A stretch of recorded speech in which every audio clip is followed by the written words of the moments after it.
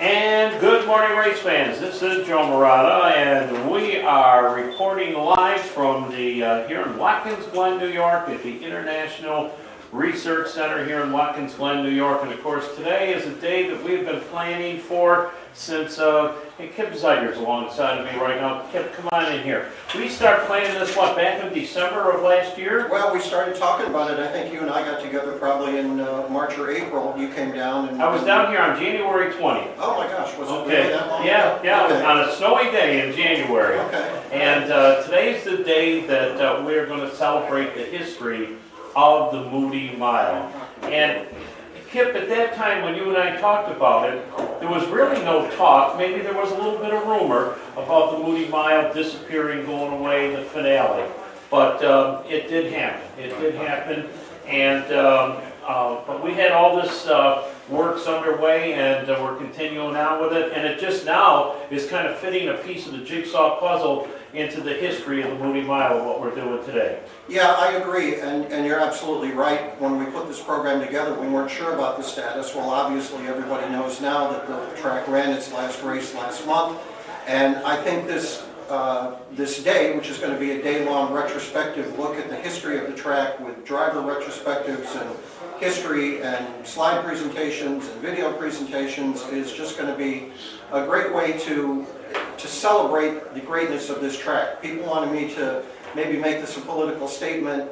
You know, the politics is done. The track is going to be closed. No debates. There's no debates on that. No debates. So in lieu of making this a political statement, we're viewing it more as a celebration of the great men, and I say women, I know there were some women that ran on it, and just a celebration of the track. Yes, you're exactly right. And of course, you know, when we start talking about this, I start gathering up all kinds of history of the track. I think I had 72 pages of notes that I was going to bring down here today. And then on, what was it, Tuesday afternoon, you introduced me to the guy that's sitting to the right of me, Dr. Gary George, and talk about a historian, talk about history. And I was just totally amazed Tuesday afternoon of what this guy, and we're going to have him on the air here in a couple of minutes, has put together that's going to be in the presentation today. Yeah, I loosely say I was working that day I was with you guys. Actually, what I was trying to do was just hang back and listen to the two of you talk, because Gary has spent months in combination with a couple other gentlemen, and I am telling you folks, if you're sitting at home, drinking your coffee, wondering what to do today, finish your coffee, fill it up again, get in your car, and head to Watkins Glen. We're going to do the radio show from 9 to 10. We have a driver roundtable discussion group starting at 10:30, and then our actual history of the mile will begin at 1 o'clock. So you've got plenty of time wherever you live to hop in your car and get on down here. It's going to be a great day. Now, one of the things I just want to touch on here is this International Research Center for Auto Racing is open 52 weeks a year. The last couple of years we've been closed the week between Christmas and New Year's. Oh, but apart from that, I can't understand why. Oh, Santa Claus has got to come down. yeah, exactly. Okay. We've got a lot of presents we have to unwrap and put in here. But yeah, the Motor Racing Research Center is basically open 6 days a week, Monday through Saturday, 9 to 5. Everything is free. Today's entire presentation, you are going to learn more about Syracuse than you ever knew existed. Is all free. Getting to hang out with the drivers, meet the drivers is free. And that's our credo. But basically this place was started to collect, preserve, and share the history of motorsports. It is much more than Watkins Glen. It is much more than sports car racing. We actually have the Gary Ballou Batmobile car that blew away the field at the 1980 Super You Derby. drove it down Tuesday afternoon, did you not? You left the museum, drove it down, and I understand the GPS did not work in it driving down. No, but it was an awesome ride. It was really cool. Yes, 3 speeding tickets and 5 for unregistered vehicles. Yeah, I didn't think that was too bad. And they never checked what was in the fuel cell. No, it was legal. Yes, everything was legal, and but it is here on display, folks. Is it going to stay on display for a bit? It'll be here, I'm hoping, through maybe the early part of December anyway, and depending on what Mr. Spino and Mr. Alcama need. It's on loan from the Dirt Hall of Fame, and we are most appreciative of of their help throughout this whole thing. But yes, I'm hoping we can keep it here for, another 3-4 weeks, actually. Well, there's just an awful lot that's going to happen today, and I'm going to pay some attention now to the guy that's sitting to the right of me, and that is Dr. Gary George. And Gary, welcome to Around the Tracks. Well, I'm proud to be on here. I've heard so much about your show, and I've been hoping we could get it down in the Binghamton area. We sometimes can, so I'm proud to be on it. Well, let me tell you something. Tuesday, I was just so super impressed. Like I said, I had about 82 pages of notes, which I have scrapped, okay, after I saw the presentation that you have put together. And that's all going to be presented today. We're going to start a little bit of it at the Drivers Roundtable discussion, and then, of course, for the big presentation this afternoon. And give us your background. What is your background in auto racing? Well, I've been involved with motorsports ever since I was a little kid. My dad took me to the local tracks down in the Binghamton area, 5 Mile Point, Glen Aubrey, and Glen Aubrey. Boy, there's a track I haven't heard the name in a long time. yeah, and actually spent a lot of time down there. Worked on a couple of race cars as a kid. And, Bucky Dew. Bucky Dew, good friend of mine. He raced at the Glen Aubrey Speedway, right? Yes, he did. He Yes. was track champion there twice. And I think the back straightaway still exists over there? The back, actually the front straightaway, Okay. up on the hill where they had the bleachers, is still basically there, but it's a trailer park. And so you have been accumulating knowledge and wisdom and all kinds of information about auto racing for how many years? Well, that was about my first trip to the mile at Syracuse, and I call it the mile in that era. It wasn't the Moody Mile. To see the big Indy car drivers Yes. from. And I saw Bob Swiker, he won that Yeah. day, and he was bigger than life to me. I was looking as a little kid up, and these are the guys that race Indy. Well, I've repeated this many times, and I'm going to probably repeat it 3-4 times today. My first time was my dad took me in 1949 to the first race ran after World War II.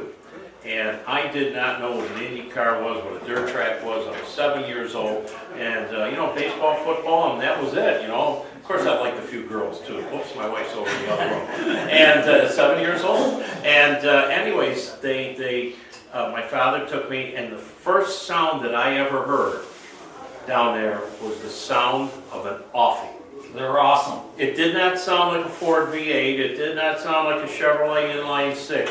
It sounded like a 4-cylinder Offie. And boy, I gotta tell you, it just put chills in me. The next thing that I heard is a man by the name of Chris Economaki.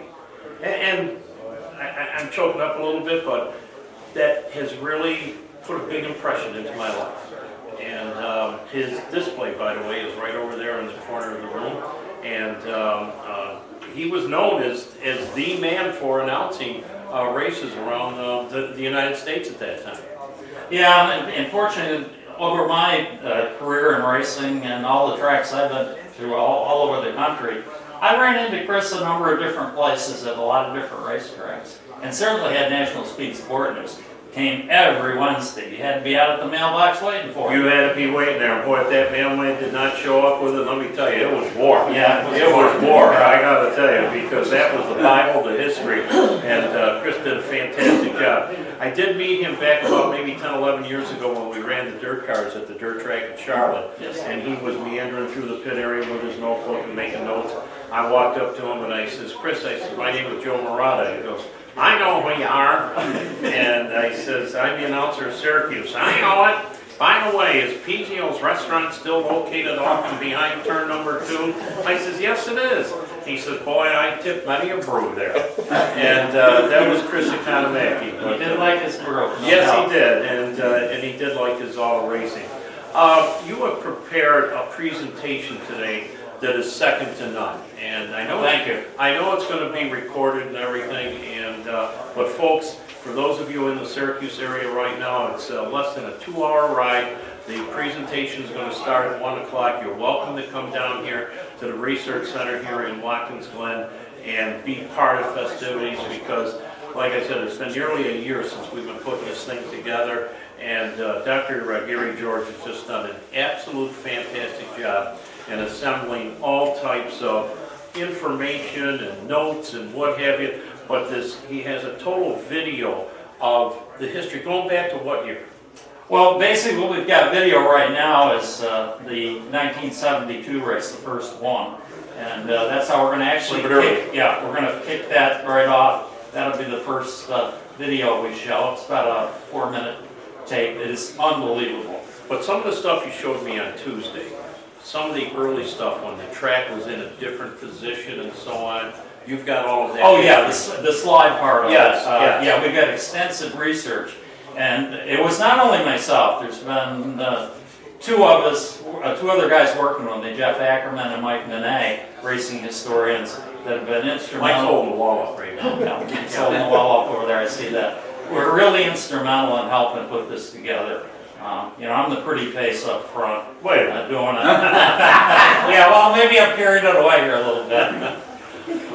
But now races, they tell the best stories on Monday. Yeah, I could have won if. Yeah. If this and if that. But anyways, when you come down for this presentation, it is certainly going to be educational, enjoyable, and you'll be open for questions as well. Absolutely, my team will be here to answer the questions that I can answer.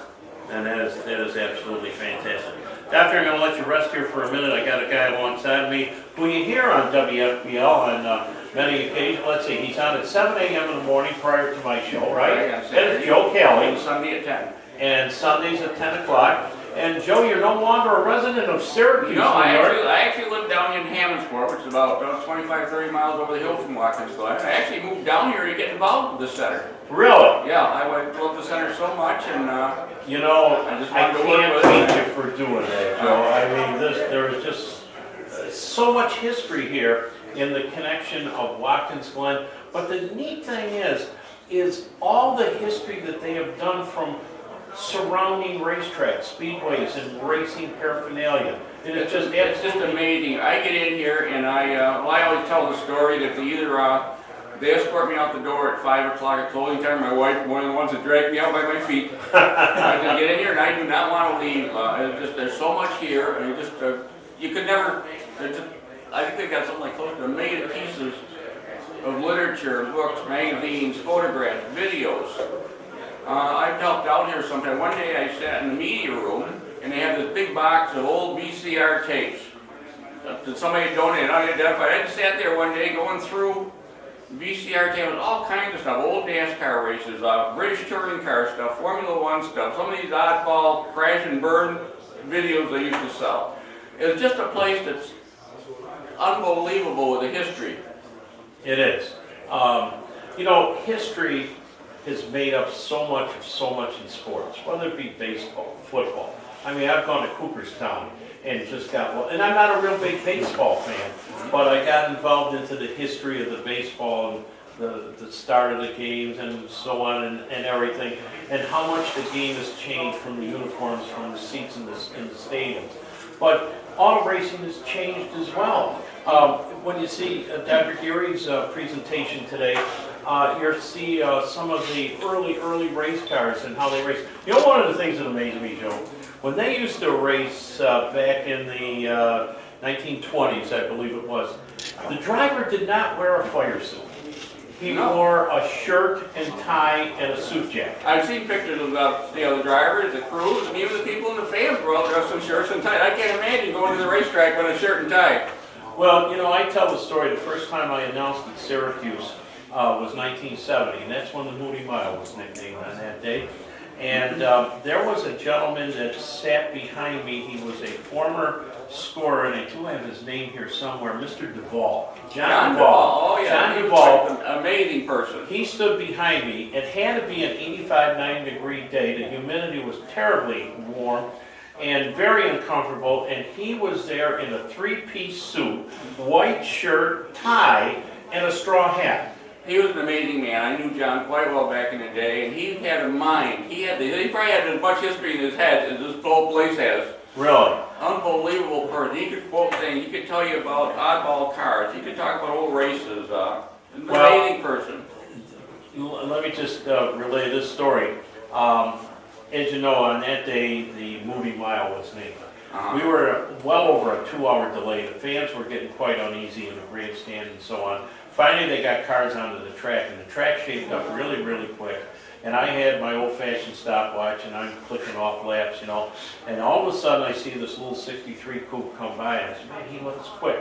I knew 36 seconds was 100 miles an hour. He came by and he won a 35.9. He came by the next time and won a 35.8. So I announced it as 100 miles an hour. You know, plus 100 miles an hour, first car in history in Syracuse for a modified car. And Duvall, he had a clipboard with 2 stopwatches, and he turned around and he said to Ira Vale, the promoter at the time, he says, I'm only getting like 39 seconds or whatever, 37 seconds. I'm not getting over 100 miles an hour. And Ira Vale said, it sounds better at 100 miles an hour, let the kids say it. but, and I'm going to tell that story today, but, That's a good one. but it was under 36 seconds. And I still had the watch right up till about 10 years ago. And then Wes called me and he asked me if he could buy that watch. And I said, no, you can't. His daughter called me a couple weeks later and said, what would it cost me to buy it? She said, we want to give it to him for Christmas. I said, give me your address, I'll mail it to you. So they got the watch, they mounted it on a board, and they gave it to him for Christmas. Wes called me at about 10 o'clock in the morning on Christmas morning, crying. He goes, I can't believe I've got the watch that I tied this with. But nevertheless, he does have a watch. But the real name of the Moody Mile, it was Wes Moody. But Dave Wright, who you knew well from Gator Racing News, came up to me later. We went down for a little bit of a break when they were regrooming the racetrack. And Dave came up to me and he said, hey, it's now the Moody Mile, since he went over 100 miles an hour. And I said, yes, it is. And I went upstairs and probably ballyhooed that 16 times that day, the Moody Mile. So that's how it got named the Moody Mile. It was quite an amazing history of that track. I went there probably, but I think it was down. Gary was saying, I went to my first race there was when Bob Schweikert won the Indy, the big cars, I guess they call them. Yes, they in did. 1955, and then I think that year I saw a couple of NASCAR races. One with Buck Baker and the Keycoffer, I think. And was the Keycoffer Chrysler. They were the yes. first, I remember that was the first real, they were professionals way before, you know, they had the big trailer trucks and everything, where everybody was throwing in open trailers. Hey, Matt, back in the studio. I think we have to take a break. Am I not right? Okay, listen, we're going to be throwing it back to the studio up there in Syracuse. And hold on, we'll be right back. Okay. Thank you. You want me to stay here? Yeah, let them come in now, Yeah. then I want you back. Okay. Come on over here. So we're going to musical chairs, sir. Matt, I can't hear nothing. Okay, I hear it. Beautiful.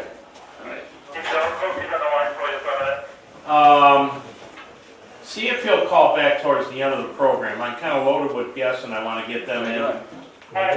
Okay. Court. Oh. You don't do that. Yeah. And then we get the show.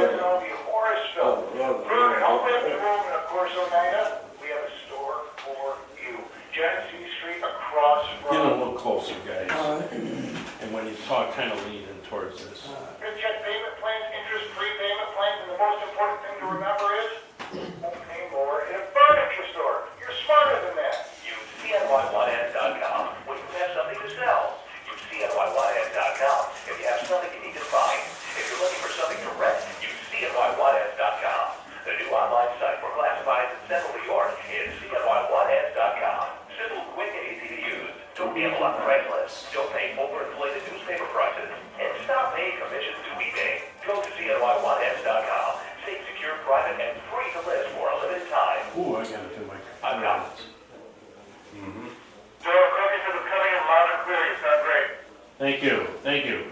Oh, and by the way, when I pick you up, I'll be wearing my short shorts. What? No! Yep, me and the short shorts doing the daddy dance. Your friends will love it. No! Well, I might change my mind if you buckle your seatbelts. Okay, the buckling up. Yeah, buckle.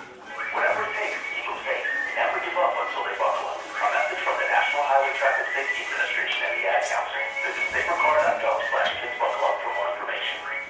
Oh, wow, the tracks. And we're back live. Joe Morotta broadcasting live from the Research Center down here in Watkins Glen, New York. And of course today we're going to be doing the tribute to the Moody Mile.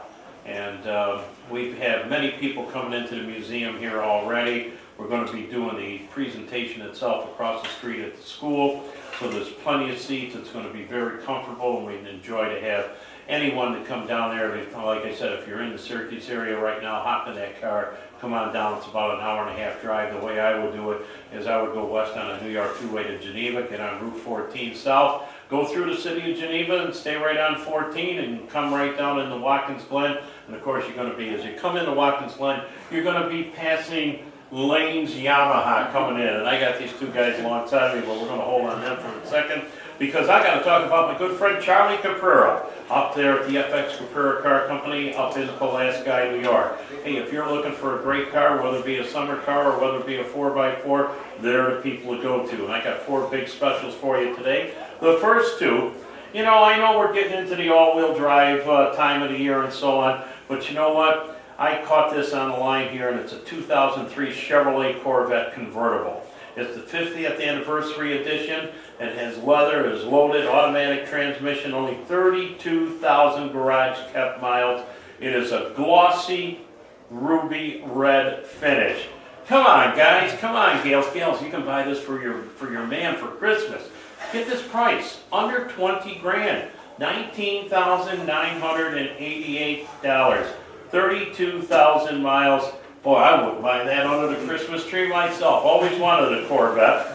All right, the next one, well, we got to get into the winter mode, and we have a 2013 Buick Enclave. It's the premium package. Yes, it is all-wheel drive, leather, and it's got chrome wheels, navigations, quad seating, only 33,000 miles. It is mocha brown finish, and it is just absolutely gorgeous.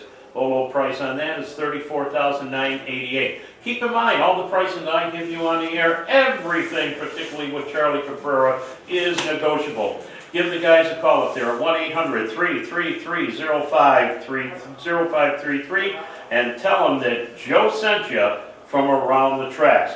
All right, I got 2 drivers alongside of me right now. I got Malcolm Lane on the left, I got Cale Lane on the left. Cale, I'm going to start with you first. About a month ago, we were going through the inspection line at Super Dirt Week, and I ran into you there, and we had quite a conversation. You told me you were going to be here for this presentation, and Cal, you raced for a long time, did you not?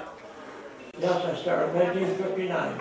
In 1959. Now, one of the things I remember about you guys racing, and we talked about this, you ran in the small block division and so on, but you guys campaigned a slant 6 motor. And a slant 6 motor was very near and dear to my heart. Yes. Yes. It was a very good engine. Yes. And you still have one? I still got one. You still got one? Aluminum. An aluminum one. Yeah. Were those made in Australia? I think it was made in Chrysler. Right at Chrysler. I only made it 1 year. Okay. 62, and mainly in the Valets or the Lancers. Okay.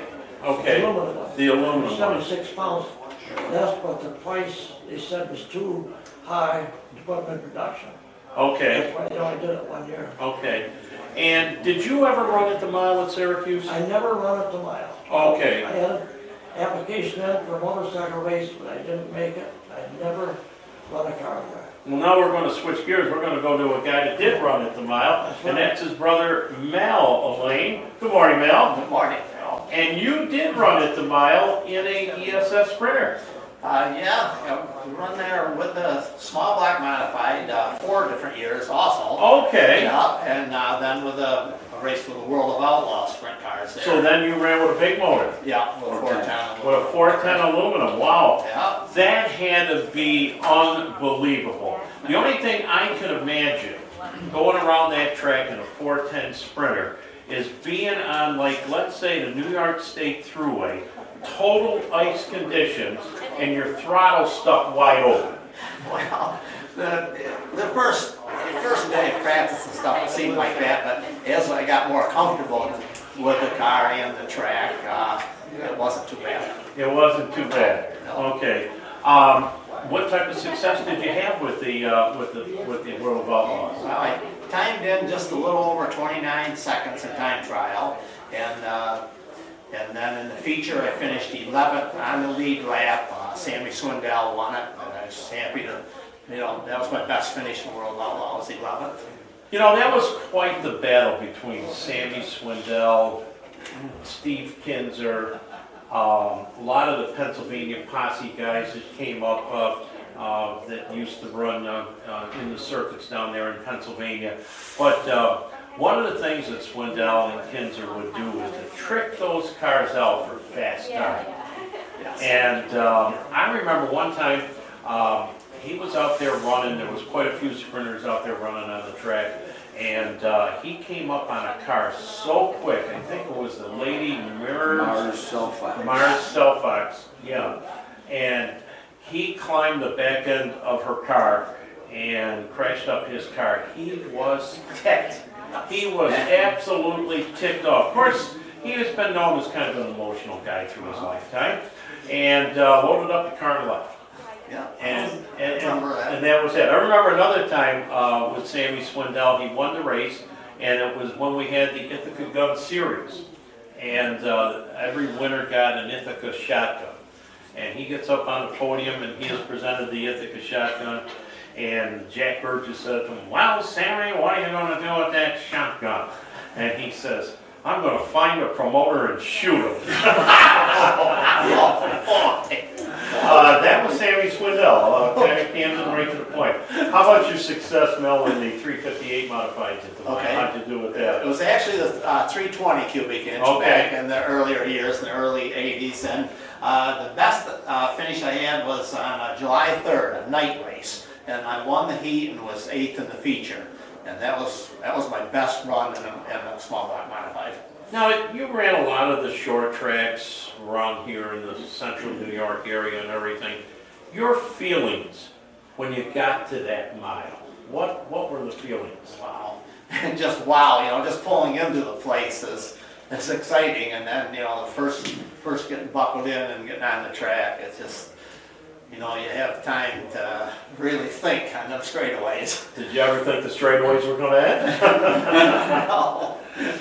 Dr. Gary George and I had some great conversations on Tuesday, and one of the guys we talked about on the mile, probably one of the all-time masters of the mile, was the great Cliff Kateri.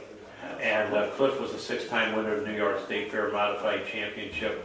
And Gary knew this as well as I did, but one of the things that Cliff told me, one of the secrets that he had found out in the early days of modified racing on the mile, was to keep that car up against the wall as much as possible to cut down wind resistance. Did you find any of those secrets? Probably not. You know what I mean? I was more hanging on and trying to keep away from the walls. Really? Yeah. Well, the mile was there. It was such a challenge. Whether it be a sprint car, a modified, whether it been a late model car like Joe Cayley was talking about back then, the Grand Nationals with Buck Baker and those folks. And, in addition to four-wheel vehicles that raced down there, snowmobiles ran down there as well. Did you ever run a snowmobile down there? No. Motorcycles ran down there too. Cal, did you run a motorcycle there? No. How about you, Mel? No. I announced down there in the 70s for promoter Jack Grant, motorcycle racing. Jack said to me one day, he says, "I'd like you to announce the motorcycle races." I said, "Motorcycle races?" He said, "What do you know about a motorcycle?" I said, "It's got 2 wheels." He said, "You're hired." But there were some guys like Kenny Roberts that ran there, and Jay Springsteen, if I remember correctly. And they put on some tremendous shows. But the snowmobile racing was second to none at the Moody Mile.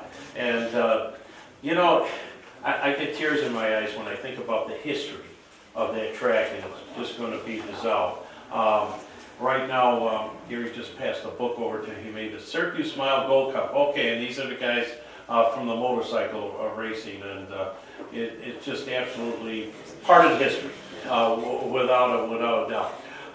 You're not racing anymore, Malcolm? No, I'm kind of retired out of it. You're retired. Yeah. You still have some of the old equipment? I've got one old sprint car left, but, that's all. That's it? Yeah, no motor in it. No motor? No. I think you ought to get the slant six motor and put it in the sprint car. There you go. That'd be a challenge, and that would probably sound like an offie. Fire it up, okay? Not quite all. right, yeah. Guys, you guys have been a great part of history here in the upstate New York history. Yeah. And we're back live. Joe Morotta around the tracks and broadcasting live here from Watkins Glen, New York, from the Research Center. And of course, today we are going to be doing the tribute to the Syracuse Mile, the Moody Mile, and I think it's just fantastic. We got quite a crowd in the museum here right now. As a matter of fact, I looked over into the other room. You see that guy over there, Joe Kelly? Yep. That is Big Don Bartlett. There's the guy. Big Don Bartlett, he has been around as long as the Syracuse Mile has been I think he was around. around, he used to run horses only. He was one of the jockeys, yes, he was, yeah. Hey, we gotta touch on the FX Capura Car Company one more time. Of course, great deals up there, and we're turning our attention right now to the all-wheel, four-wheel drive cars, and we got a 2014 Dodge Durango Limited. It's a 4x4, it's a blacktop package, a leather sunroof DVD, 20-inch black rims, only 11,000 miles. Color is a bright white finish, and the cost on that is $35,988.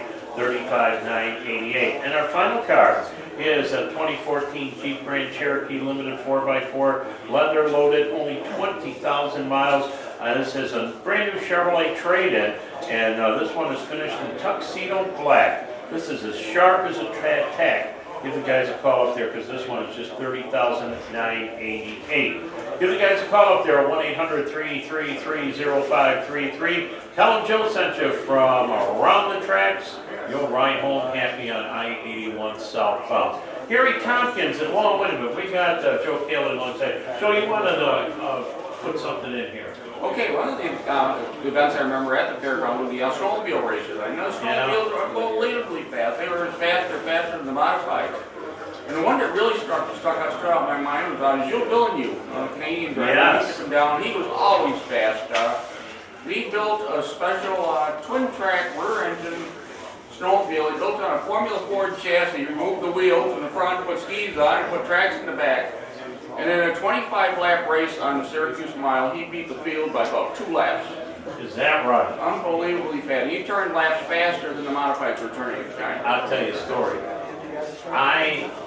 This is back when Baldwinville JC promoted a big race at the Syracuse Mile. And I had a wheel horse snowmobile back in 1970. It was 309 cc's. Now, yes, wheel horse made a snowmobile. And I took a little plate off of it, and I said I was under 300 cc's, so I was going to whip the field. Okay, so I line up on the front straightaway. When they took off, there was ice and snow and mud and everything flying. I couldn't see nothing. So I chased him going down into turn number 1. I said, well, I'll just wait till I come off of turn 2 and pick them all off going down the back straightaway. When I got and looked off at turn number 2, they were going into turn number 3. And those are long straightaways, of course, in LA. And I promptly took it and pulled it into the pit area, and my buddy said to me, Joe, what's wrong? I said, it's got a little bit of a skip. No, those snowmobiles were just unbelievably fast on that track, I remember. They were. Hey, alongside of me right now is a guy who has run on the mile for a long time, a former Mr. Dirt Car, a champion, Gary Tompkins. Welcome, Gary. Thank you, thanks for having me. You know, Gary, I think one of the teams that you ran for was one of the most outstanding teams that ever ran here in the upstate New York area, and that was the Jim Beachy Pillsbury Doughboy ride. And that was quite an experience, wasn't it, Gary? Definitely, that was really, it just sort of picked me out of nowhere and stuck me in that car. And really, I had no pressure on me. Obviously, I had no pressure on myself because I knew that they just won a championship the year before, 2003, and they had all the pieces in place. So I thought, man, I gotta, do the deal and keep up with what they've already accomplished. But we had a great year, 2 years actually, and both times we were at the mile, we were fast. Actually started on the outside pole, 2004, should have started on the pole, but we had a very good first lap in time trials, and the driver tried to be a hero the second lap, and almost stuck in the wall in turn 3. and we finished second that year. But actually, we might have had a chance to win it that year, but we were also going for the championship. And the way they did it was sort of like a playoff deal, like NASCAR's doing now in a way. And our main competitor at that point was Brett Hearn. And Brett Hearn, I still remember seeing him being pushed down the center track on the backstretch about halfway through the race. And I said, well, I know what's going to happen now. And no sooner did that happen, Randy Kasaki came over the radio and said, you've got to slow down because we got to finish this race. So we still finished second though. Actually going into turn 1 on the last lap, Kenny Tremont was leading, Tim Fuller was second, I was third. We were all right in the line. Kenny runs out of gas, coming out of 2, and Timmy and I split them. And Tim just beat me in turn 3 and won the race, and I got second right behind her. So That was your best run at the mile. well, in 2002, actually, I think this 2002 is actually my best run because I drove for the Honeywell team, and we had to change motors 4 times that week because we kept having motor problems. And we finally stuck one of our old, reliable, wore-out motors in for the race. That year it actually rained a little bit, so the race got pushed back and we finished in darkness. And that was the race where, like, I was running 8th or 10th or something like that with 10 laps to go. And they had a big wreck on lap 120, and it was red flag. And Vic Coffey and I had come to the pits. He came to the pits to check damage. We came in because we realized we weren't going to make the race finish. So we put fuel in. He beat me out of the pits, so I followed him around for the next 80 laps. And everybody else ran out of gas except for him and me. And you know, we finished 1-2 there, and that was, we thought we were going to finish the race and we ended up getting second. So, Pretty good. yeah, really good. Really good. Yep. You know, I want to back up a little bit there with the Jim Beachy situation. Jim and I were pretty good friends, and at the end of the previous year of you racing or running for him, Alan was his driver. Okay. And I remember Jim calling me up, I think on Christmas Eve day, practically crying that Alan had resigned from the team.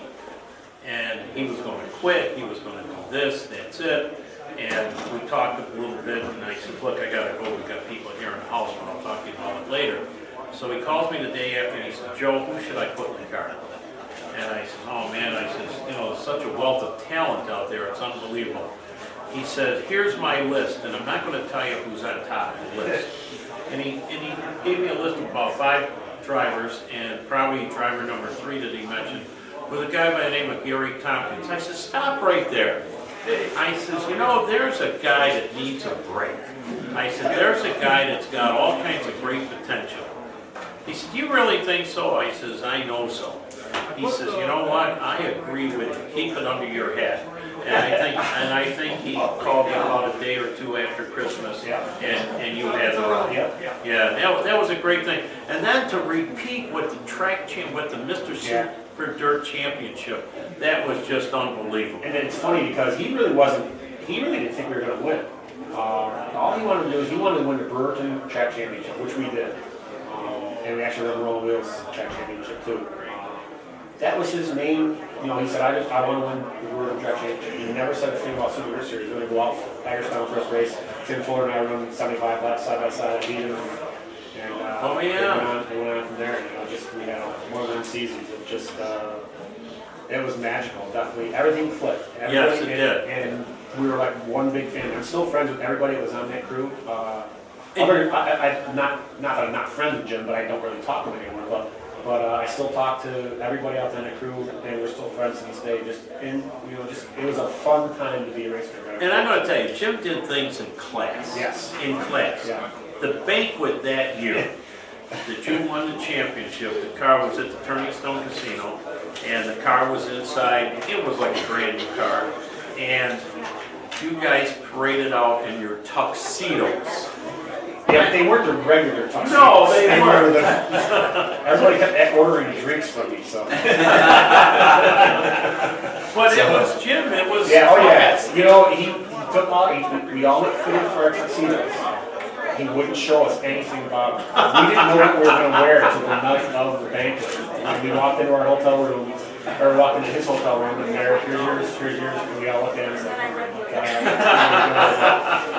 oh yeah, the women, they laughed at it. You know, but But it was something that you remember, something you remember, it just wasn't run of the mill. Exactly. And you know, the way, when they asked him, you know, interviewed him, just the way he went about the whole thing, he made sure he thanked everybody Yes. that was involved. Yes. You know, I wish I had a memory like him. He remembered everybody that had helped out all the way through and made sure he took the time to thank everybody. Before you were on board, and he acquired Pillsbury sponsorship. Now, everybody got sponsorships from car dealers and a few beer distributors and things like that. Jim did something that was second to none. He walked up and down the supermarket aisles, and he looked and he found Pillsbury. He goes, you know, here's a major chain. He says, here's a company that's got the dollars. They're not in the NASCAR circuit or anything like that. They should come to our circuit. And he went out to Minnesota. He made a presentation. He made 2 presentations. And here again, when he called me up, he said, keep it under your hat. That was his big line, keep it under your hat. I don't wear a hat. Oh, yeah. Keep it under your hat, but we have the Pillsbury sponsorship. And I mean, here it is. I mean, face it, we're Northeast, we're big block modifieds. We think it's the finest. Of course, we have the Moody Mile right now, you know. But to get a national sponsor that was just second to none. And then he backs it up with another national sponsor, Mitsubishi. And he also had another one, Hilton Hotels. Hilton Hotels, yeah. When we went and weighed in races that required us to stay overnight, we got free hotel rooms because of Hilton. You know, you got to deal with him.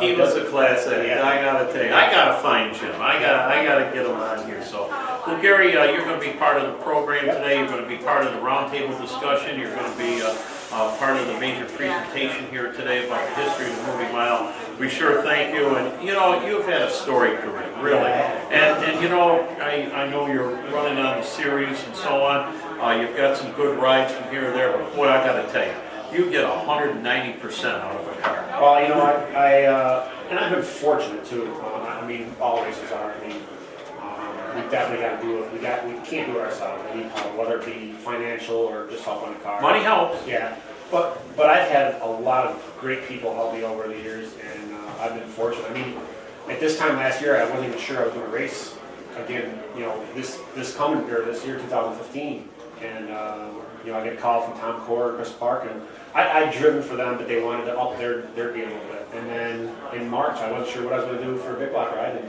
and the Vincents called me up, and boom, here we are running Canada every week. We finished third in points, but you know, we were competitive every week. It just it's really been amazing. I feel very fortunate. I mean, racing owes me nothing. I really feel that we feel very fortunate to have you what I've been today. through, I cannot complain one bit about it. You still work full time? I do, yes. Yes. Yeah. I don't know how those guys do it. I don't know how they do it. I can never do that. You know, there's times, because I still do own my own car, where I'm thinking, man, I gotta get some money this weekend, or else, you know, I can't pay for these tires or whatever. I don't know how those guys, when they gotta put food on the table, how they do it. I can never do that. I can never put that pressure on myself. I'm still kind of sure what I need to do. Well, Gary, great to have you here. I'm sure you're going to be a future Hall of Famer, and thanks for being here with us this morning. Okay, we're going to take, Matt, I guess we're going to throw it back to you for our final break, and then I'm going to be back here with Dr. Gary, and we'll wrap up this morning's program here on Around the Tracks. Hi, this is Angelo Chido, Chido Heating Air Conditioning. Our reservoir is white to have a big cook on your Syracuse. We call it Syracuse's fastest mile. I guess so. Oh, yeah. Gary? Yeah, I remember. Hey, Matt, how much time will I have when I come back? Okay, Mike, when I come back, I got 6 minutes. Oh, no, I didn't, but I'll take his call right now when we come back. Yeah. Okay, thank you. Right. Yeah.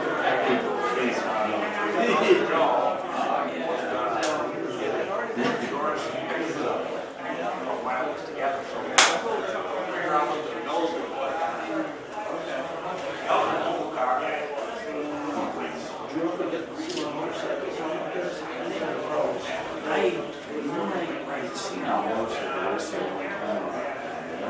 I think me and my brother was in town. And Yes, he should be here for the morning roundtable session. He and Wes Moody. I know you enjoyed it. Yeah. The speedway place. No, I just wanted to show my wife this thing.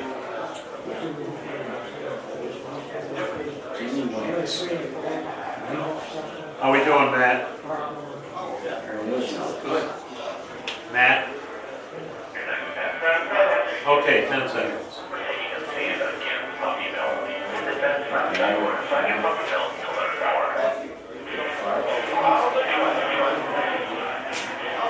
And we are back live, broadcasting live from the Research Center here in Watkins Glen, New York. And we've got our good friend Corky Stockham on the line because he's got a big show happening next weekend at the New York State Fairgrounds, the National Parks Peddler Racers Auction and Trade Show. Good morning, Corky. Morning, Joe. How you doing up there? Perfect. The show's coming in crystal clear.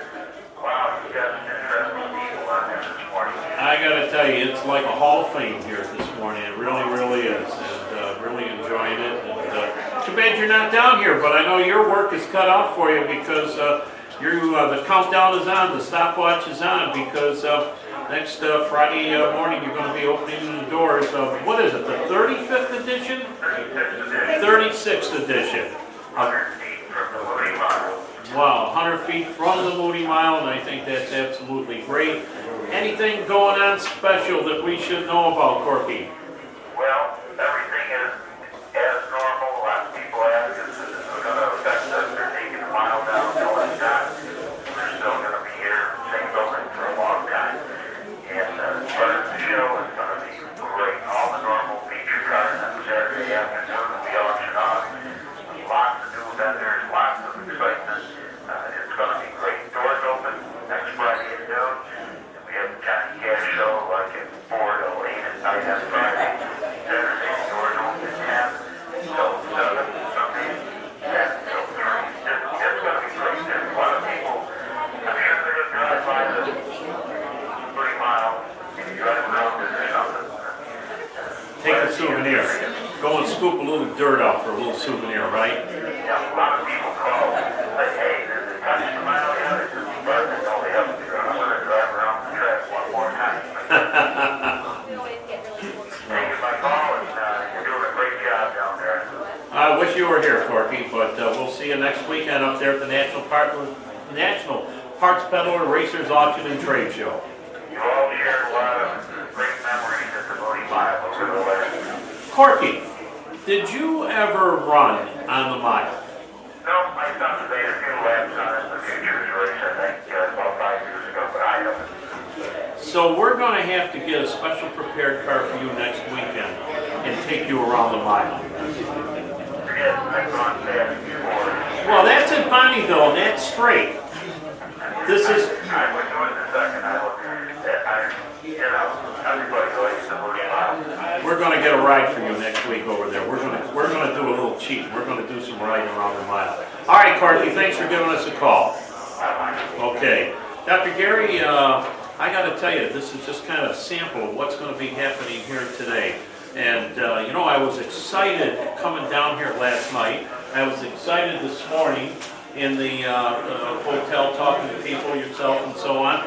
And now after viewing some of the people here and talking to a lot of the different people, man, I am in fourth gear with the hammer down. Yeah, I'm psyched too. I'm looking forward to doing the presentation on the early years of the Syracuse Mile and the build up to the Moody Mile. I'll give you a little, we talked about snowmobile racing. Who was probably one of the most famous people that ever ran a snowmobile around the Moody Mile at Syracuse? Well, he was a boxer. I think it was Mr. Frazier. Smoking Joe Frazier. Yes. And he ran there. It was a Pro-Am event. And he was quite a racer. He was quite a snowmobiler. Articats, I think, was his choice of snowmobile. but nevertheless, he did run there. And this afternoon, I am going to tell a story about Smoking Joe Frazier that a lot of people don't know. You heard this It's a story. good one. I'm not gonna let it out. I'm gonna keep it under my head, as Keep it under your head. As Peachy would say. Yeah, yeah, you're right. I knew him too. Okay, so you know, Doctor, you have done just an absolute fantastic job in creating all of this information, not just because of today, but you do it for history. Yeah, I'm working on a book on the history of the Shangri-La Speedway right now, and when they asked me to help out on the Moody Mile, I've been there for many years. Matter of fact, a lot of the programs that are sitting here on display are ones that I've donated to the center here. I had boxes of them. I went to the first race and went right up through. Wait a minute, you didn't go to the first race in 1903? No. Oh, okay. Super Oh, dirt. wait, Yeah. I was gonna No, say. I'm not that old. No, not that old. The The first- gray hair, but first super dirt week. Okay, yeah, and I was there myself, and, you know, it's just hard to believe, 44 years of memories that have circled by us, you know, the history. You know, one time, one of our major sponsors was Fuji, and the Fuji blimp came to Syracuse, and I got to go up in the Fuji blimp and go around the mile at Syracuse. I brought a two-way radio with me, and I bought a wireless mic so I could try to broadcast from down there. And I don't know if anybody's ever been up in a blimp before. I've had a lot of blimp sandwiches. Yeah, but, too, I think. yeah, but going up and viewing that track from the Fuji blimp was just second to none. And that, I just have so many memories of this total program that it's just so hard. You know, I had to do the final voice, the final sounding of the grandstand. I'm going to tell you, it was tough. It was like doing a eulogy for my best friend. Well, when I left, run out of the track that day, I had tears in my eyes. Yeah. Goodbye, old friend. Well, Dr. Gary, thanks for being part of the program. Thank the Lanes and Joe and Mike and Mike Bazzino was here with me, giving me hand signals, and I don't know, I think he says I'm number one. And of course, Gary Tompkins and so on. It's been a great morning. We call it Syracuse's fastest hour, and now we know why, because this is probably the fastest one that we ever had. So we're going to be signing off, but folks, you got plenty of time to come down here for this great program. It is free of charge, and it's time to be here. And until next week, this is Joe Morotta. It's a wrap. Thanks, man. Matt, by any chance, did you record this one?